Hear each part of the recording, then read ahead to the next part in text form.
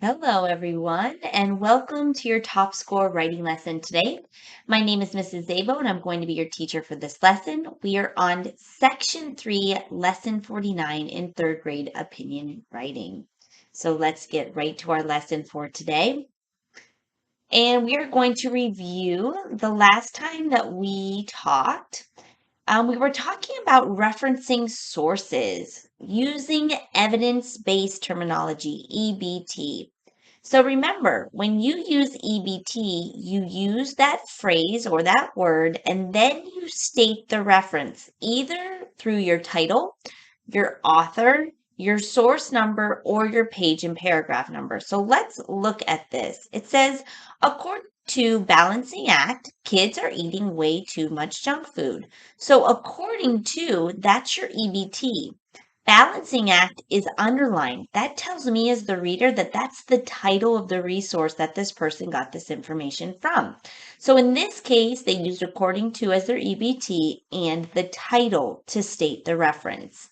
Now let's go to the next one. It says more than half of Americans are overweight, states page 6, paragraph 4. Okay, so in this case, this person used states as the word as their EBT, and then they gave their page and paragraph number as their reference. They also put this EBT and reference at the end of the information. Do you see how they did that? In the first one, they put the EBT and the reference in the beginning before the information. At the second one, they did the EBT and the reference at the end of the information. You can do either way. I would do a variety of them. So if you are using EBT, go ahead and do it sometimes at the beginning of your information and then sometimes at the end. So it doesn't continue to repeat itself. It's always good to have some variety within your essay. So these are just two of the ways, two examples on how we can use EBT and state the source that we're using in order to support our opinion. So today we are going to continue writing our big middle paragraphs, our R1, R2, and R3. We only have our topic sentence, R3 for A and R3 for B. There's one more component that you need to add to these three big middle paragraphs, and it's called a W sentence or a wrap-up sentence at the end of each middle paragraph in your essay. So we are going to be adding those to our middle paragraphs today. So a wrap-up sentence, which we call a W sentence, is the last sentence in each middle paragraph. It summarizes the information that has been presented. So whatever you are talking about in that middle paragraph, this is one last sentence that summarizes that topic. The purpose of the W sentence is to wrap up the paragraph and bring the ideas back together. It allows the reader to continue on into the next paragraph. So it ends the paragraph that you're on. So now we are adding to our R1, R2, and R3 structure.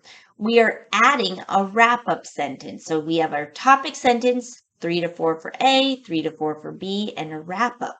So in total, you should have about 8 to 10 sentences for each of your middle paragraphs. So we're going to practice this today. I want you to take out your debate about school uniforms passage set. We are familiar with these. We've been using them a lot lately. So take out debate, school uniforms, and nothing to wear. And we're going to practice. Obviously, we know the prompt is write your opinion on whether or not students should have to wear a uniform to school. We have seen this plan multiple times because we've been using it throughout the essay. Now we are going to add a wrap-up sentence for each of our middle paragraphs. So I'm going to show you my document camera. And do you remember this? We wrote this in the previous lesson or one of the previous lessons where we added our EBT and our references. So we have our entire R1 paragraph in front of us right now. Now we need to write our wrap-up sentence, our W sentence. So remember, this summarizes what this entire paragraph is all about. So let's read the paragraph together to kind of familiarize ourselves on what this paragraph is about and then come up with a summary sentence that can be our wrap up. So let's read. It says, first, I think students should have to wear a uniform to school because it helps them concentrate better. According to the text, Nothing to Wear, one way uniforms help students concentrate is by keeping them focused. When students wear uniforms, they are focused more on learning instead of what their friends are wearing. When everyone is wearing the same clothing, there are no distractions. When students concentrate more on learning, they get better grades. The author states in Nothing to Wear that without being distracted from what others are wearing, students can put all their attention into their schoolwork. This creates an environment that provides academic excellence. So, this entire paragraph is all about concentration, right? How students concentrate better if they're wearing a uniform. So let's think about this for a second. What can be a summary sentence or a wrap up sentence that summarizes concentration or that students concentrate better when they're wearing a uniform? Hmm. You just say wearing a uniform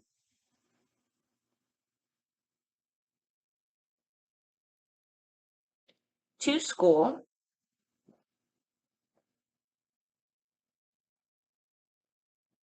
can be beneficial to students. Can be beneficial to students. Easy, simple sentence. We're talking about all these things about they're getting good grades, concentrating, focusing, not having to worry about what they have to wear.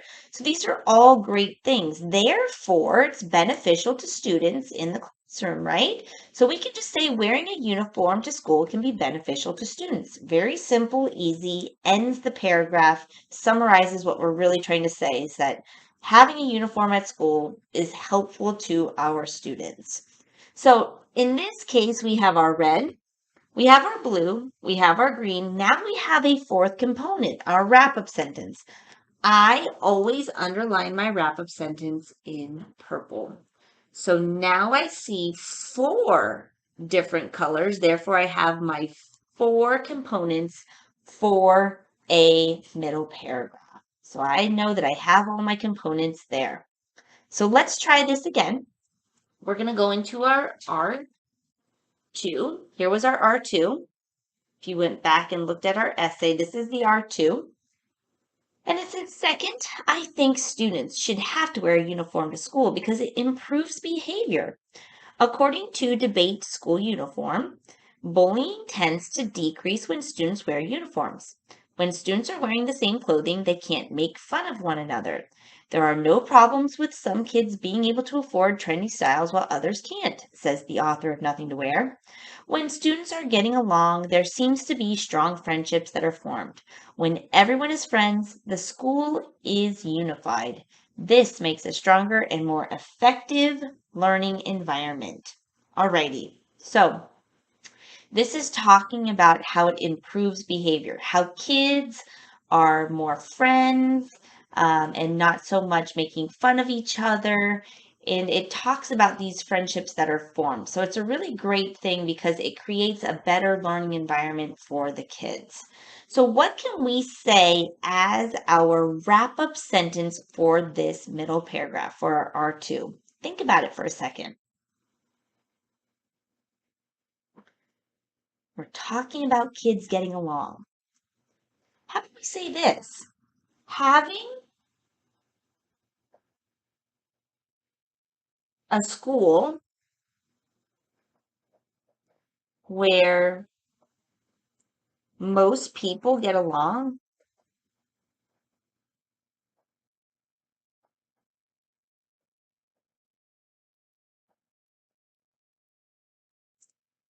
makes for a fun and happy school day.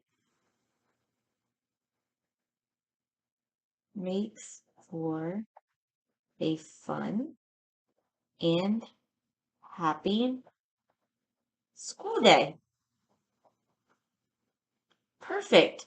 We're talking about kids making friendships and getting along, being unified. Therefore, most likely, they're going to be happy, which makes a fun and happy school day. So we now have our wrap-up sentence. So let's underline all of our parts here. We have our topic sentence in red.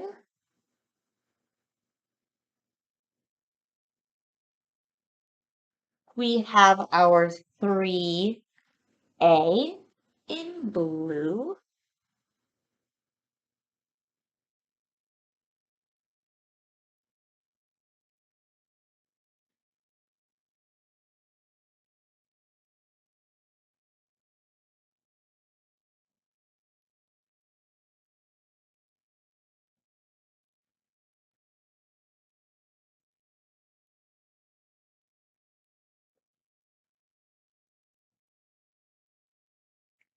We have our 3B in green.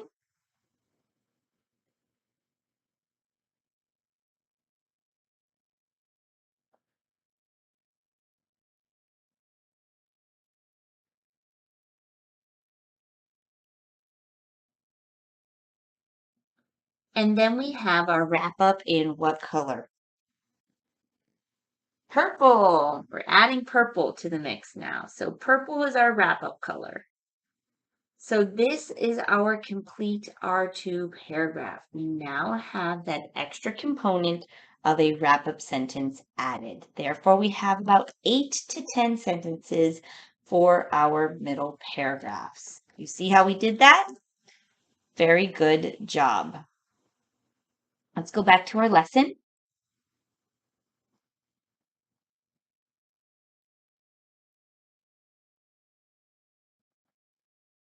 Okay, we're right here. All right, so your your R1, your R2, and your R3 structure should look like this now. We have our topic sentence, 3 to 4 for A, 3 to 4 for B, and a wrap up, which you saw in the example that I provided. Now it's time for you to show what you know. So I want you to take out the practice activity for lesson 49. You are going to see there the R3 that goes along with the R1 and R2 that we just looked at. So your R3 is in front of you, and you are going to add a W sentence for your R3. So you're going to rewrite this and add your W sentence.